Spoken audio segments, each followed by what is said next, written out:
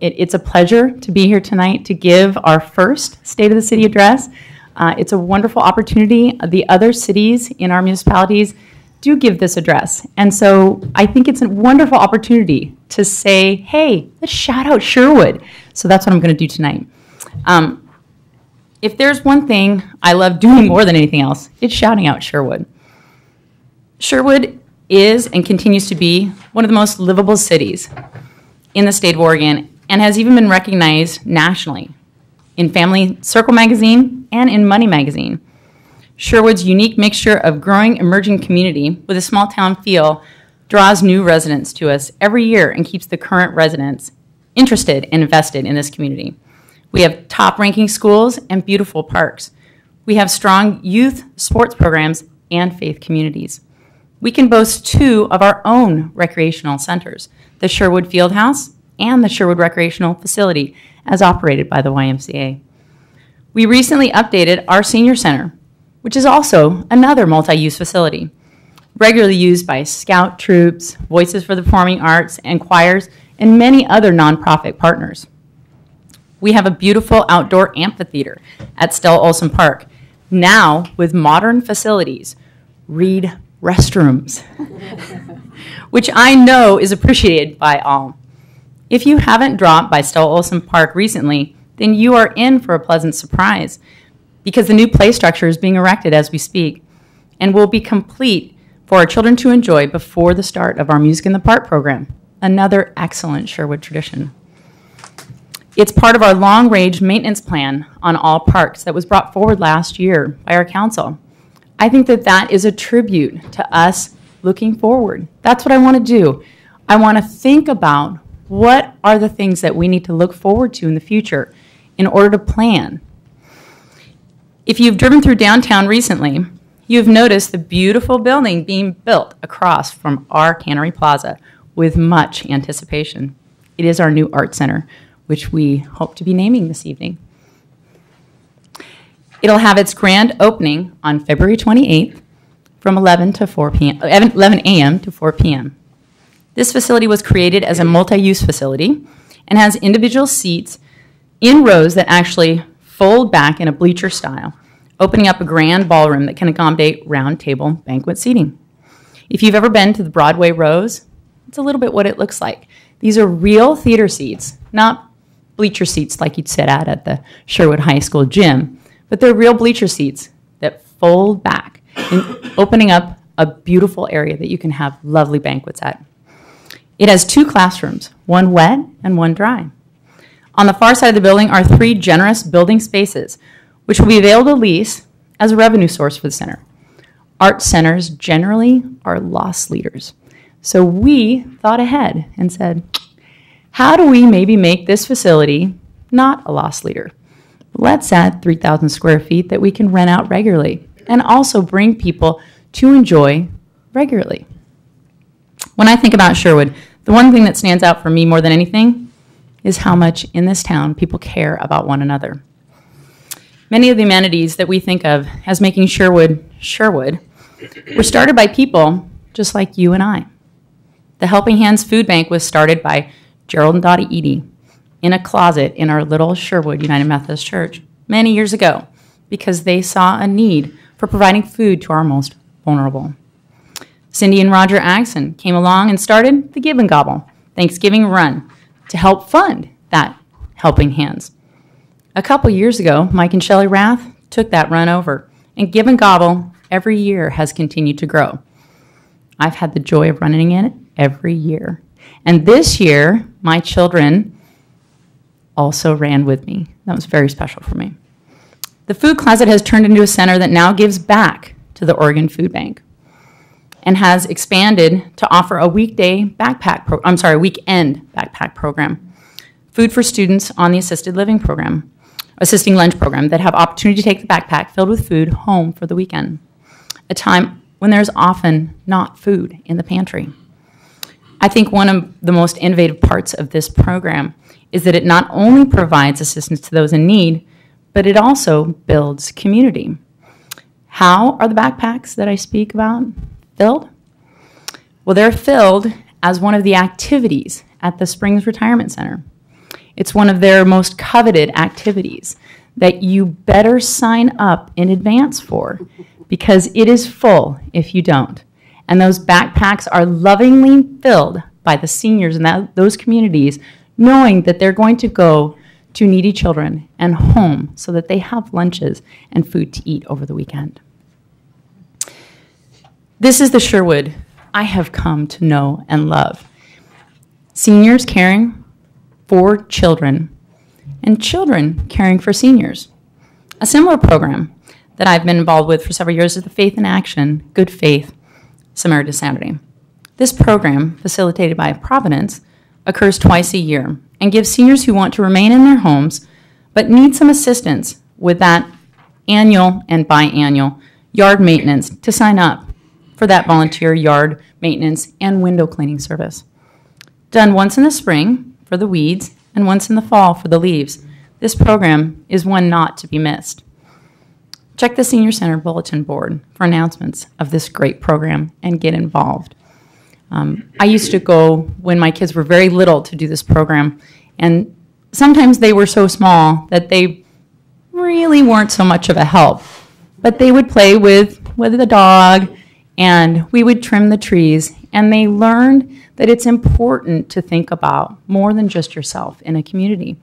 We're all in this together. Two great environmental programs have also been thriving in our community in the last year. The One Tree for All program, sponsored by our Clean Water Services, and the Trash Palooza, started by another great Sherwood citizen, Naomi Beloff. The One Tree for All program has done several plantings in and around Sherwood, and last year I participated in what was phase 2 of a Woodhaven Park program. It was the second time that they had come around and done a planting, and you could already see the thriving, lush, natural vegetation that was really making a big impact on the effects of the rainwater. Last year, Councilor Harris and I joined our children and many residents and swept the city, eradicating the trash from walkways and ditches, having all-around great time at the Trash Palooza. Beautification of our town is not only on the minds and hearts of our citizens, it's also on our city agenda. Last year, we continued our sidewalk repair program,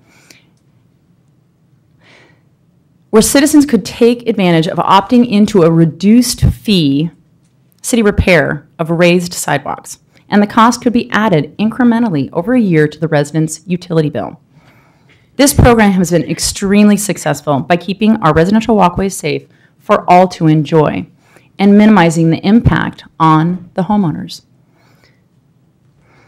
We've also improved several applications for facade grants. In our downtown business revitalization, you can actually take a look at our most recent grant recipient as they complete their exterior upgrade, the Smockville Montessori School, located just 1 block from the City Hall, and see what a difference this revitalization program has made for our city. That's where we've been. Now, where are we going? I'm so proud to be standing here in front of you today, and just behind me are 3 of your newly elected city councilors, Jennifer Kuiper, Jennifer Harris, and our new council president, Sally Robinson. They've been a breath of fresh air and an infusion of new positive energy, and I look forward to working with them in the years to come, as well as with our already seated councilor. I'd like to give you a glimpse of what's on my agenda as your new mayor, starting with my top priorities. We're going to talk about stuff. Yep, that's what I said. We're going to talk about stuff. There's no taboo subjects, there are no hands-off issues, and there are no such things as attacking a department or partner. As your elected leader, I feel it is my responsibility to bring forward the hard questions, to solve problems. That's good leadership.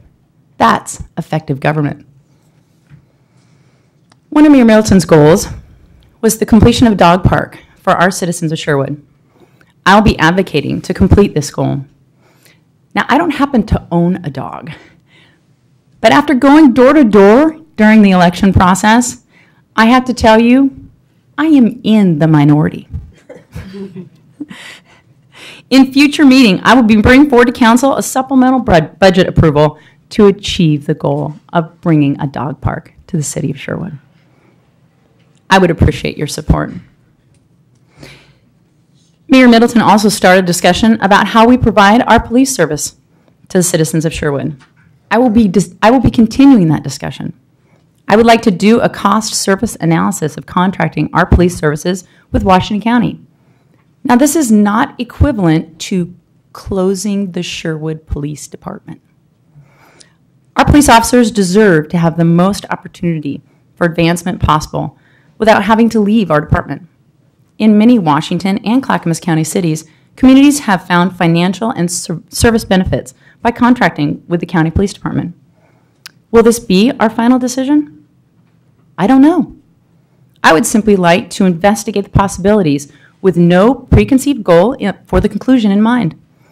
We all want to live in a place where we walk outside to our car after dark without a second thought, where our children can safely play in schools and at their parks, where our senior populations feel valued and appreciated, whose knowledge and experience and wisdom is called upon, where we were actually referenced on a national TV program, Good Wife, by one of the characters who said, "Nothing ever happens in Sherwood." I, for one, would like to keep it that way by supporting and providing the best police services possible at the lowest cost. To that end, this month, I will be bringing forward to council under consent agenda the formation of a new board, the Sherwood Police Advisory Board. As more citizens get involved in the planning and support of our city's employees, the stronger we are as a community. Another goal on my agenda is bringing city-sponsored community gardens to the city of Sherwood. Last week, I attended a Smart Growth conference, and one of the discussion topics was community gardens and how they can be instrumental in bringing generations together to work and learn about healthy foods and local agriculture. We have several independently owned and operated community gardens that are at capacity each and every year in the city of Sherwood. I've already had a generous offer from our Table organic garden owners located on Morgan Road to assist in our production and education programming. My last agenda item is the completion of a recycle program in all of our parks and city facilities. As a fourth-generation Oregonian, I literally cannot throw my Pepsi can into the trash bin once it is done when I am standing in a park, and could be found many, many times rinsing it out and placing it inside of the diaper bag to bring home. We are overdue for being good stewards for our great town with a recycle program. I'm incredibly proud of our planning staff that has developed, organized, publicized, and created a citizen owner committee for our pre-concept plan for Sherwood West. Yes, you heard me right. Pre-concept plan. We received a record number of applicants for this committee, and it's ready to get to work. We are excited to see more new involvement. Sherwood is going to grow, and I would like to see us attract new industry that is clean, high-tech, professional, high-paying jobs that employ citizens that can actually live and work in the city of Sherwood.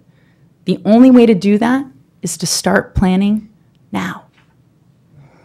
Under my administration, I am committed to encouraging new members, new voices into all of our boards and commissions.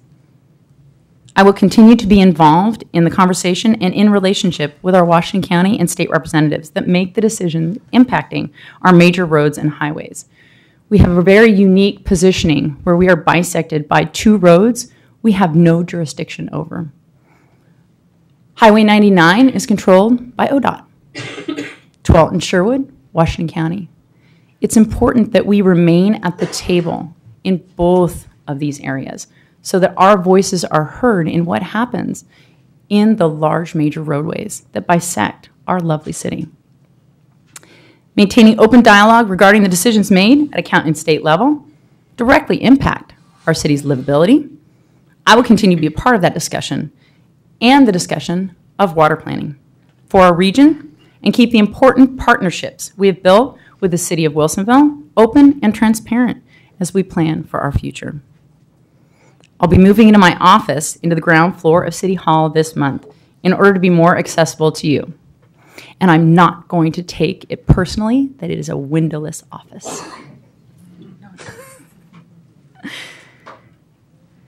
I want to be accessible to you, the citizens of Sherwood. And I have to tell you, I am so proud to work for you, and I am so proud with this council to move Sherwood positively forward. Thank you.